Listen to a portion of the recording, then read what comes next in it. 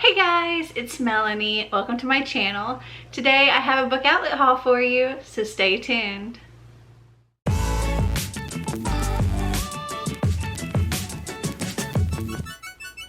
So I might have ordered 3 boxes of books from Book Outlet.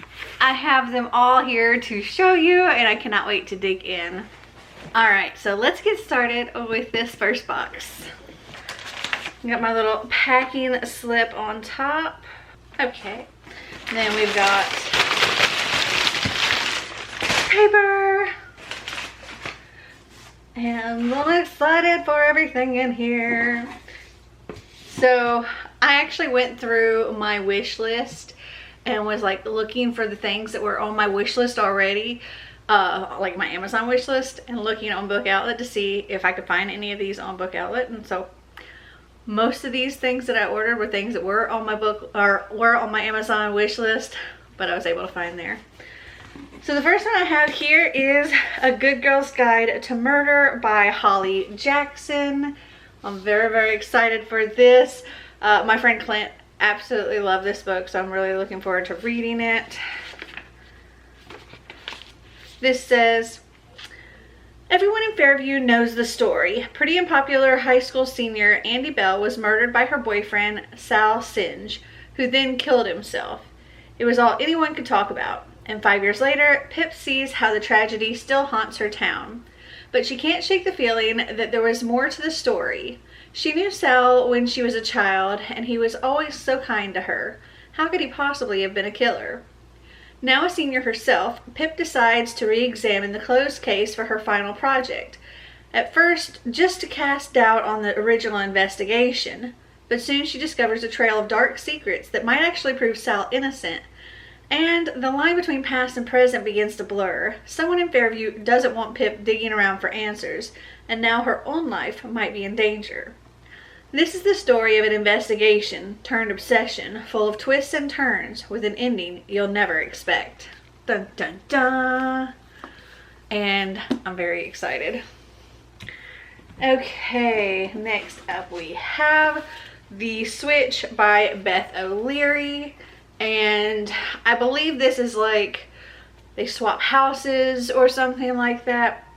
I read Flat Share by Beth O'Leary and really enjoyed it. And so I wanted to read more by her. This says, when you're looking for love in the wrong place, perhaps it's time for The Switch. Aline, newly single and about to turn 80, would like a second chance at love, but her tiny Yorkshire village doesn't offer many eligible gentlemen. Then in bustling London, Aline's 20-something overachieving granddaughter, Lena, is ordered to take a 2-month sabbatical after blowing a big presentation at work. Once Lena learns of Aline's romantic predicament, she proposes a solution, a 2-month swap. Aline will live in London and look for love. Meanwhile, Lena will rest and take care of things in rural Yorkshire. But trading places isn't as easy as either of them expected. Will swapping lives help Aline and Lena find themselves and maybe even find love? And this sounds super cute and I can't wait to read it. Okay, next up, oh, this is an interesting shape. I wasn't expecting it like this. This is Paperback Crush by Gabrielle Moss. The totally radical history of 80s and 90s teen fiction. And I was a teen in the 90s, and the kind of books they have on the back here, like the Babysitter Club, Sweet Valley High, R.L. Stine, all these kind of books that they show here, these were the kind of books that I read. And so I was really very interested in reading this. This seems like a lot of fun. It says, revisit teen fiction's golden age, a time when girls and their experiences were front and center and reading was just plain fun. Discover or fondly remember these beloved books and many more. Next up we have Secret Santa, The Gift That Keeps On Giving by Andrew Schaefer. And this is like a horror Christmassy story. And I don't really remember too much about it when it's been a while since I had added it to my list. But this says, all it wants for Christmas is you. Out for work for months, Lucy Meyer is desperate to work anywhere in publishing. Prestigious Blackwood Patterson isn't the perfect fit, but a bizarre set of circumstances leads to her hire and a firm mandate. Lucy must find the next horror superstar to compete with Stephen King, Anne Rice, and Peter Straub. It's the 80s after all, and horror is the hottest genre in the industry. But as soon as she arrives, Lucy finds herself the target of mean-spirited pranks by her coworkers, who clearly don't want her there. The hazing reaches its peak during the company's annual Secret Santa gift exchange, when Lucy receives a strange gift that she recognizes but doesn't understand. Suddenly, her coworkers begin falling victim to a series of horrific accidents, and Lucy suspects her gift is involved somehow. With the help of her former author, Fabian Nightingale, Lucy must track down her anonymous Secret Santa and figure out the true meaning of the mysterious object in her possession before it destroys the company and possesses her. And this is rather short, and it sounds like so much fun. It's only 210 pages, and I'll be saving this and trying to read it around Christmas time. Then we have The Wizards of Once Knock 3 Times by Cressida Cowell. And Xander and I have read The Wizards of Once. I can't remember if we read Twice Magic or not, which is the second one in the series. But we really enjoyed them, or really enjoyed the first one. I think we read the second one too. It has like really great art. I know I have both the first and the second. Let me pull up on Goodreads so I can tell you about the first one. So I read the first book back with Xander in 2018, and I gave it 5 stars. Really enjoyed it. But here's what it says about the book. This is the story of a young boy wizard and a young girl warrior who have been taught to hate each other like poison, and the thrilling tale of what happens when their two worlds collide. Perfect for boys and girls who love fantasy adventure. Once there was magic, and the magic lived in the dark forests. Wizard boy Czar should have come into his own magic by now, but he hasn't. So he wants to find a witch and steal its magic for himself. But if he's got any chance of finding one, he will have to travel into the forbidden Badwoods. Czar doesn't realize he's about to capture an entirely different kind of enemy, a warrior girl called Wish. And inside this book, at this very moment, two worlds collide and the fate of the land is changed forever. Czar and Wish must visit the dungeons at Warrior Fort and face the evil queen. But something that's been sleeping for hundreds of years is stirring. Dun dun dun. It was really good. I really enjoyed it. And like I said, there's so much cute, interesting art throughout. It was a really fun read. Let's see.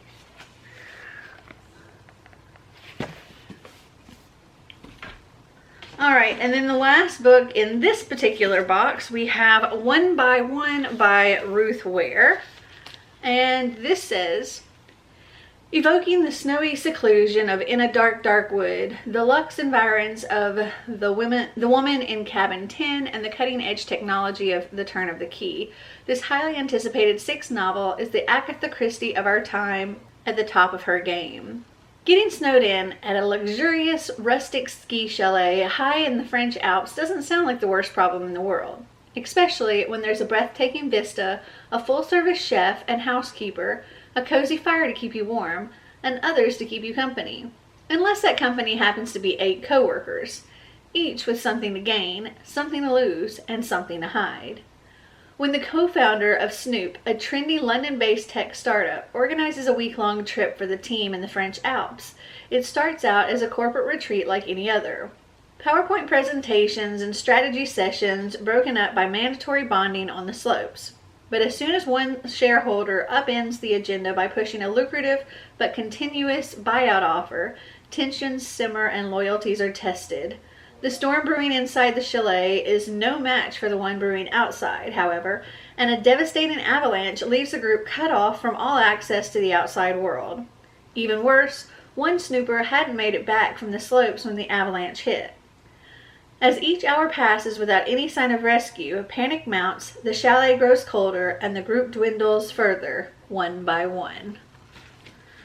And I think this is like very reminiscent of Agatha Christie's And Then There Were None. I have read another book that was like inspired by that, and it's called 10 by Gretchen McNeil, and I really enjoyed that. And so far I've really enjoyed Ruth Ware's writing, so I'm looking forward to reading this. Okay, so that is everything in that box. Now we can move on to the next box. Okay, we've got paper and some more books that were on my wish list. So the first one I have here is Lakewood by Megan Giddings. And I first learned about this book from Kayla over at Books and Lala. She kind of inspired me to pick this up. It sounded very interesting. This says, a startling debut about class and race, Lakewood evokes a terrifying world of medical experimentation, part The Handmaid's Tale, part The Immortal Life of Henrietta Lacks. When Lena Johnson's beloved grandmother dies and the full extent of the family debt is revealed, the black millennial drops out of college to support her family and takes a job in the mysterious and remote town of Lakewood, Michigan. On paper, her job is too good to be true. All Lena has to do is participate in a secret research program full of seemingly world-changing discoveries. An eye drop that makes brown eyes blue, a medication that could be the cure for dementia, golden pills promise to make all bad thoughts go away. But the consequences for the subjects involved could be devastating. As the truths of the program reveal themselves, Lena learns how much she's willing to sacrifice for the sake of her family. Provocative and thrilling, Lakewood is a breathtaking novel that takes an unflinching look at the horror that has been forced on black bodies in the name of science. And I've heard it was really good, so I'm looking forward to reading this. Okay, next up we have The Adventurer's Son by Roman Dial. And this is about, I think he's a 20-something-year-old that he goes into the rainforest in Costa Rica. He writes his parents something about getting lost. He's going to go get lost in the rainforest for a couple of days. And that's the last anybody ever hears of him. This says, before dawn on July 10th, 2014, Cody Roman Dial, the 27-year-old son of adventure icon Roman Dial, slipped alone into Corcovado National Park, an untracked rainforest along Costa Rica's remote Pacific coast. He carried only a light backpack and a machete, for he had been raised to be at home in the world's wildest places. On the eve of his departure, he emailed his father. I'm not sure how long it will take me, but I'm planning on doing 4 days in the jungle and a day to walk out. I'll be bounded by a trail to the west and the coast everywhere else, so it should be difficult to get lost forever. These were the last words Dial ever received from his son. In the tradition of Into the Wild comes an instant classic of outdoor literature, a riveting work of uncommon depth. The Adventurer's Son is Dial's breathtaking account of his 2-year quest to unravel the mystery of his son's fate and ultimately the truth about their relationship. As soon as he realized Cody Roman's return date had passed, Dial set off for Costa Rica, trekking through the dense jungle, interviewing locals, and searching for clues. The authorities suspected murder. The desperate father was forced to confront his own role in the events. Roman had raised his son to be fearless, instilling a love for the wild. They had traveled together across the globe, through rugged Alaska to remote Borneo, Bhutan, and Central America. In many ways, he had set his child on the path to Corcovado. Was he responsible for his son's fate? Did the young man, so full of confidence and ability, meet a dark end in this lawless wilderness that is notorious for sheltering drug smugglers, poachers, and illegal miners, protective of their claims? Or was Cody Roman in fact safe and using his finely honed outdoor skills on an epic solo adventure from which he would return at any moment? Part detective story set in the most beautiful yet dangerous reaches of the planet, The Adventurer's Son rapidly emerges as a far deeper tale of discovery, a journey to understand the truth about those we love the most. And I thought this was super interesting, and it's nonfiction. And apparently my battery was low, so it's flashing right now. So let me pause this and I will be right back. Okay, sorry if there was an angle change. All right, we have 3 more books in this box. The next 2 books are actually part of a series or duology. I'll have to look. But we have Small Spaces by Catherine Arden and Dead Voices, which I think is the 2nd book in this series. Let me pull it up just to see if it's just a duology or not. No, this is a series because the 3rd book comes out in 2021. Let's see when it comes out. So the 3rd book, which is called Dark Waters, comes out on August 3rd. Okay, now I can tell you about Small Spaces. Also, these are relatively short. This is a middle grade series. Let's see how long this is. 216 pages. Plus the text is on the larger side. This says, when 11-year-old Ollie finds a disheveled, weeping woman by the river, threatening to throw a book into the water, she doesn't think, she just acts, plucking the book from the woman's hands and running away with it. As Ollie begins to read, she finds herself entranced by a creepy tale, Small Spaces. Set on a farm hundreds of years earlier, it's about a girl, the 2 boys who loved her, and a peculiar deal struck with the Smiling Man, a sinister specter who grants your most tightly held wish, but only for the ultimate price. Ollie is still reading the next day on a school trip to a local farm with a haunting history. There, Ollie discovers not only the farm is run by the woman whose book she stole, but also the graves of the very people she'd been reading about. More alarming is what happens on the way home. The school bus breaks down, forcing Ollie's teacher to return to the farm for help, leaving his students alone with the oddest bus driver Ollie has ever met. The driver warns Ollie's class that someone or something will soon come for them. It's at this moment Ollie receives a chilling message on her digital wristwatch, which has been broken for months. The watch suddenly spells out, "Run." As night descends and scarecrows in the surrounding fields seem to crowd close, watching them, Ollie thinks the watch might be right. Joined by only 2 of her classmates, Ollie takes to the woods with one last word of advice from the bus driver ringing in her ears. Avoid large spaces at night, keep to small. And with that, a deliciously creepy and spine-tingling adventure begins. Ooh, very interesting. This does seem like a nice spooky kind of story, and these I think will be perfect around Halloween time. Oh, and we got a little bookmark here. It says to be continued. It's got some bees on it, but it's also $5 off my next order. And then the last book in this box, we have Little Universes by Heather Demetrios. And let's see, I don't actually remember too much about this one. It's really hard to see, but I don't know if the camera will pick it up. The spine has like blue polka dots and the writing is thin and blue. This says, one wave, that's all it takes for the rest of May's and Hannah's lives to change. When a tsunami strikes the island their parents are vacationing on Malaysia, it soon becomes clear to the sisters that their parents are never coming home. Forced to move from their sunny California home to Boston for the rest of senior year, each girl struggles with secrets their parents' death has brought to light, and with uncertainty about the future, instead of bringing them closer, it feels like the wave has torn them apart. Little Universes explores the powerful bond of sisters, the kinds of love that never die, and the journey we all must make through the baffling cruelty and unexpected beauty of human life in an incomprehensible universe. Oh, the title pages have like the wave on it. Alright, that's the last thing in that box, so we still have 1 box left to go.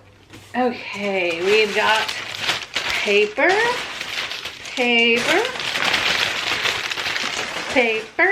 and books. Okay, so this first book I really thought I already owned this book, but I couldn't find it anywhere. So when I saw it on Book Outlet, I was like, you know what? I'll go ahead and get it. Even if I already have it, it's not super expensive off of Book Outlet. So that is Forest of a Thousand Lanterns by Julie C. Dow. Because I recently bought the sequel to this. And so I really thought I had this. So anyway, oh, but cool, check it out. It's a signed copy. Awesome. Did not know that. Ooh, that's pretty. It's a pretty spine. Alright, this says, 18-year-old Zefeng is beautiful. The stars say she is destined for greatness, that she is meant to be Empress of Fenglu, but only if she embraces the darkness within her. Growing up as a peasant in a forgotten village on the edge of the map, Zefeng longs to fulfill the destiny promised to her by her cruel aunt, the witch Gumma, who has read the cards and seen glimmers of Zefeng's majestic future. But is the price of the throne too high? Because in order to achieve greatness, she must spurn the young man who loves her and exploit the callous magic that runs through her veins. Sorcery fueled by eating the hearts of the recently killed. For the god who has sent her on this journey will not be satisfied until his power is absolute. Set in an East Asian-inspired fantasy world filled with both breathtaking pain and beauty, Julie C. Dow's reimagining of the Evil Queen legend from Snow White possesses all the hallmarks of a masterful fantasy, dazzling magic, heartbreaking romance, and a world that hangs in the balance. Fans of Wrath of the Dawn, Stealing Snow, and Red Queen will devour this stunning debut. And I have read Stealing Snow and the Red Queen and really enjoyed them. I love like villain origin stories, so I'm really excited about this series. Next up we have Starsight by Brandon Sanderson. This is the sequel to Skyward, and I got Skyward in one of my Owl Crate boxes, and I figured I might as well get this sequel because if I enjoy it, I want to be able to continue. And I've heard nothing but good things. I can't really read what this is about, but I can look up Skyward and tell you. But everybody seems to love this series or anything that Brandon Sanderson writes. And I'm kind of intimidated by a lot of the Brandon Sanderson books that I've seen people talking about. But I'm seriously drawn into the hype. But I think that this series, being YA and seeming to be significantly shorter than his other books, seems like a good way to like dip your toe in the Brandon Sanderson pot there. But here's what it says about Skyward. Defeated, crushed, and driven almost to extinction, the remnants of the human race are trapped on a planet that is constantly attacked by mysterious alien starfighters. Spensa, a teenage girl living among them, longs to be a pilot. When she discovers the wreckage of an ancient ship, she realizes this dream might be possible. Assuming she can repair the ship, navigate flight school, and perhaps most importantly, persuade the strange machine to help her, because this ship uniquely appears to have a soul. And it kind of gives me Illuminae vibes a little bit. Alright, next up we have The Guest List by Lucy Foley, and this was a Reese's book club pick. It says you'd kill to be on it. The Guest List, an exclusive wedding on a remote Irish island. The bride, the plus one, the best man, the wedding planner, the bridesmaid. All have a secret, all have a motive, but only one is a murderer. Dun, dun, dun. Again, I feel like this follows that whole Agatha Christie and Then There Were None type stories. This says, it's the wedding of the year, but someone won't survive. On a remote island off the coast of Ireland, guests gather to celebrate the wedding of Jules Keegan and Will Slater. Will is a rising television star, handsome and charming. Jules is a smart, ambitious magazine publisher. Though the sea is a little choppy and the cell service spotty, their wedding is everything you'd expect of a young power couple. Designer dress, Four-tiered cake, boutique whiskey, vintage champagne. Every detail has been curated to perfection. All that's left to orchestrate is the happiness. But perfection is for plans, and people are all too human. It's not long after the cake is cut and the champagne popped that resentments and petty jealousies come out. Worse yet, the latest barometer reading shows the weather has shifted from fair to changeable, and dark clouds are looming overhead. Everyone on the island has a secret, everyone has a motive, and someone won't leave this wedding alive. And this sounds like fun. Okay, so next up we have Love and Luck by Jenna Evans Welch. And this is the sequel to Love and Gelato, which I fairly recently read and I really enjoyed it. It follows a girl whose mother has passed away. She was dealing with cancer, and as sort of like a deathbed wish, her mother wanted her to go to, I think it was Tuscany, to visit her father and stay with him, get to know him. And while she was there, she received her mother's journal and kind of got to see Italy through her own eyes, but also through her mother's eyes, and got to learn a lot about her mother in the process. And it was really, really good. It looks like this doesn't follow the same characters. So I think I can actually read you about this one. But if you don't want to hear about this one, just kind of skip ahead. This says, Addie is visiting Ireland for her aunt's over-the-top destination wedding and hoping she can stop thinking about the one horrible thing that left her miserable and heartbroken and threatens her future. But her brother Ian isn't about to let her forget, and his constant needling leads to arguments and even a fist fight between the two once inseparable siblings. But when Addie discovers an unusual guidebook, Ireland for the Heartbroken, hidden in the dusty shelves of the hotel library, she's finally able to escape her anxious mind and Ian's criticism. And then their travel plans change. Suddenly, Addie finds herself on a whirlwind tour of the Emerald Isle, trapped in the world's smallest vehicle with Ian and his admittedly cute Irish-accented friend Rowan. As the trio journeys over breathtaking green hills, past countless castles, and through a number of fairy tale forests, Addie hopes her guidebook will heal not only her broken heart, but also her shattered relationship with her brother. That is, if they don't get completely lost along the way. This sounds also super, super cute. I didn't realize it didn't follow the same characters, so that's interesting. Okay, next up we have Faith Taking Flight by Julie Murphy. And all I know about this is it follows a plus-size superhero girl. Let's see.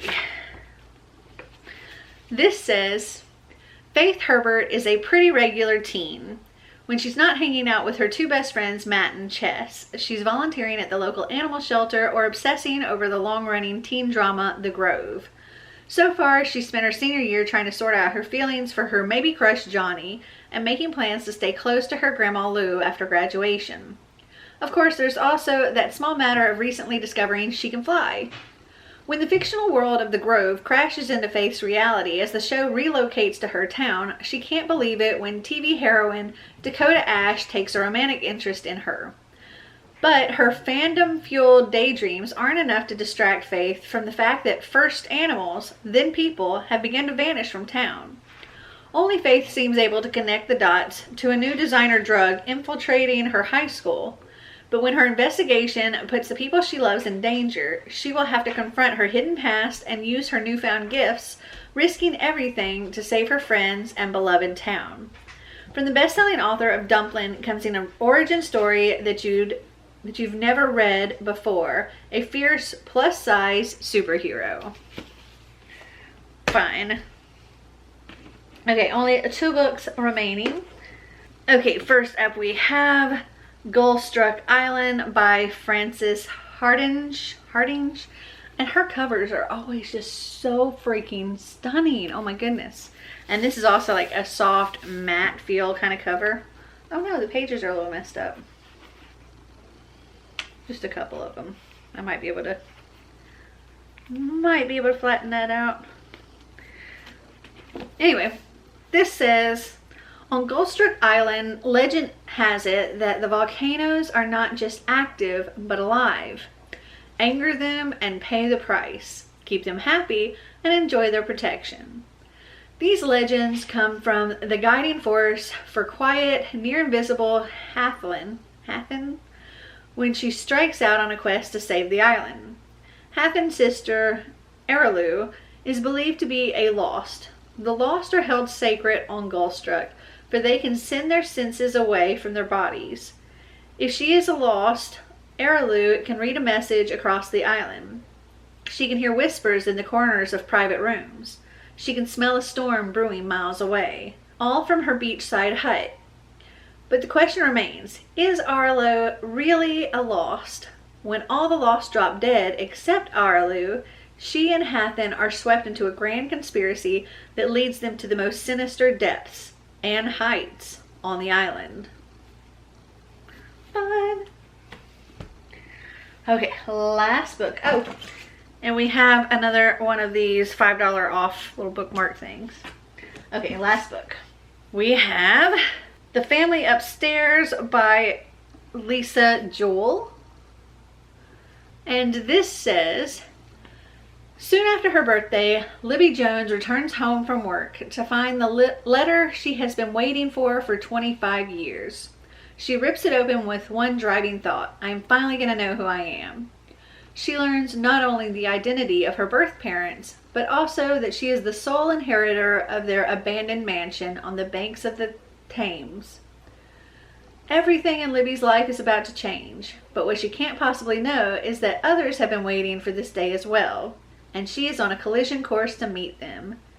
In The Family Upstairs, the master of bone-chilling suspense brings us the can't-look-away story of three entangled families living in a house with the darkest of secrets.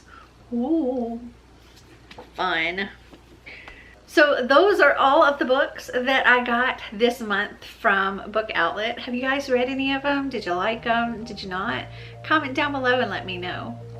Well, I hope you guys enjoyed this video. If you did, give me a big thumbs up. If you'd like to see more videos like this, click that subscribe button down below. And until next time, remember to always be completely you. Bye!